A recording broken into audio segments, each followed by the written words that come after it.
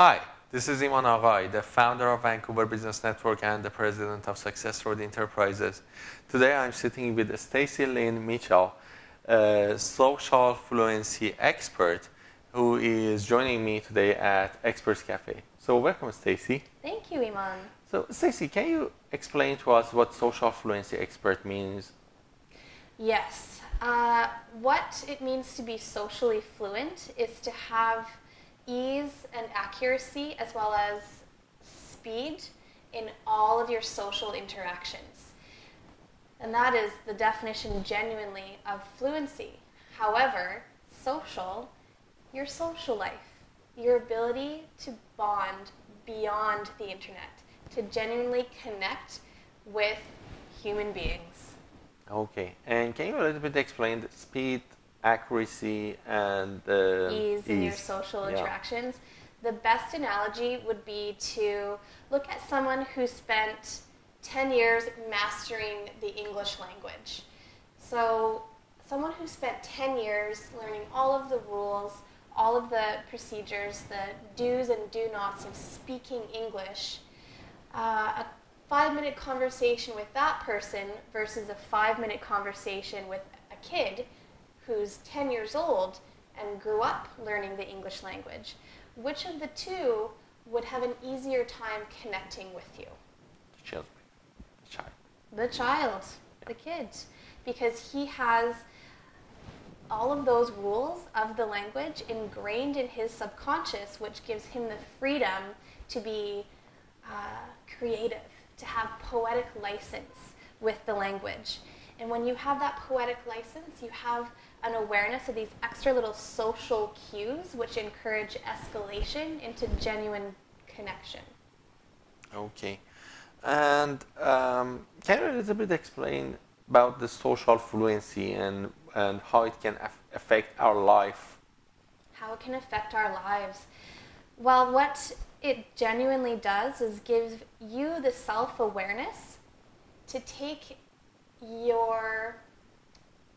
out of your brain, take you out of the constant how I should say it, what I should say, how I should sit, how I should behave. Takes you out of that and in the presence of whomever you are actually communicating with, which gives you the capacity to really listen and also gives you the choice of how to behave with that person, with each new individual that you speak to. Okay. And are there any categories in social fluency? Yes, we've broken it down into what we call the 7 essential skills of the naturally attractive person. And the first being body language. Knowing that every little thing that we do communicates something. Everything from how I hold a pen to how I drink my cup of water to how I sit in my chair. Every little thing communicates something. Now, it's not a matter of us being hyper-conscious of each little move that we make. It's a matter of being aware of what our intention is when I am in a social circumstance. When I'm in a social circumstance, ideally, the intention would be to genuinely connect with someone, to make that connection. However, again, our tendency is to be stuck in our brain. And when we're stuck in our brain, we lose that mindfulness. We become mindless of what our intention is in that interaction, preventing us from connecting. Okay. And what are the other categories beside the body language? We get into conversational agility. Again, we're worried about what we should say, and so we've broken a conversation down into a method of learning that encourages speed, ease, and accuracy in conversation. The next skill is humor. This is how we set ourselves apart. It really is. If I have a sense of humor, it shows that I'm a human being and that I'm playful and that I'm not worried about what you think of me. The world is my playground. We get also into magnetism. Mm-hmm. And how I would define magnetism would be if you were to walk into a room and see someone that just had such an ease about them such an ease that encouraged you to want to approach them because of how comfortable they were with who they are, it would encourage you then therefore to be that comfortable as well. The next skill being assertiveness. And assertiveness is best understood when compared to the intent of the other three styles of communication. One being passive, which genuinely has the intention of having other people see you as a nice person. So letting their opinions and behaviors ahead of their own. Aggressive has the intention to control the other person's behavior. And passive aggressive, which is a passive surface with an aggressive intent. So if I were to show up 10 minutes late to this interview and gave you a call and said, Iman, I'm going to be 10 minutes late, and you said, fine, I'll see you in 10 minutes. Passive aggressive. I didn't do that, believe me. You didn't do it.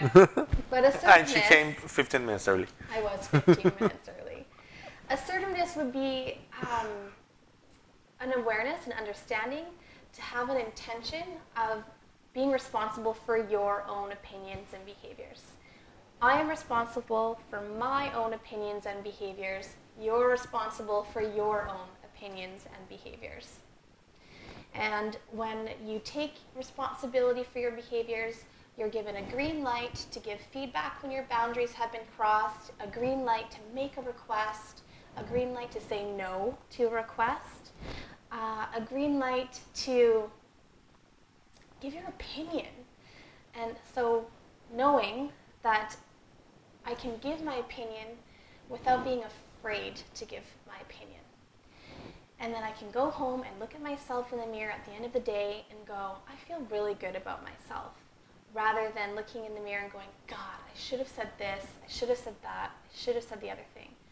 So it takes a lot of stress out of your life being assertive. And the last skill that we encourage in the land of social fluency is mental pattern shifting, which is the ability to look at your own thoughts, beliefs, and acknowledge A, whether or not they work for you anymore, and B, how you can go about altering those beliefs into something that does now work for you. Because it is a fact, we perceive the things that confirm our beliefs. So I have to choose beliefs that not just work for me, but work for everyone. Okay. And that's interesting. So if you better yourself in social fluency, does that make you a more influential person too? You'll notice that when you get these skills handled, you are seen as a leader. We want to be led by someone with a strong frame.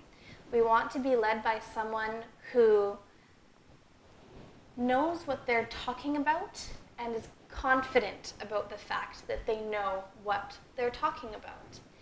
And when I'm in dialogue with someone who's socially fluent, I'm comfortable because I know that if I've ever said something, that they're going to give me feedback with whether or not it crossed a boundary. What that means is I don't have to worry about the fact that they may react. I know that that person is going to acknowledge the situation and choose to act in a way that benefits the situation, which puts me at ease. And so then, therefore, this socially fluent person, this leader, has the capacity to put everyone in their work environment at ease, in their personal life at ease, and is the person that others want to connect to. Okay. So, Stacey, if people want to take this conversation further or contact you or find more information about social fluency, what they should do? Definitely give me a call. Send me an email. There is a lot more information where this came from. Our website is www.socialfluency.com. And my personal email is Stacey, Stacey, @socialfluency.com. Okay. And they can contact you and take it further wherever they want. I'll set up a time, we will hang out, and I'm happy to share this wealth of information with you. Okay, perfect. Thanks, Stacey, for coming today at Express Cafe, and it was great having you here. Thank you so much, Iman.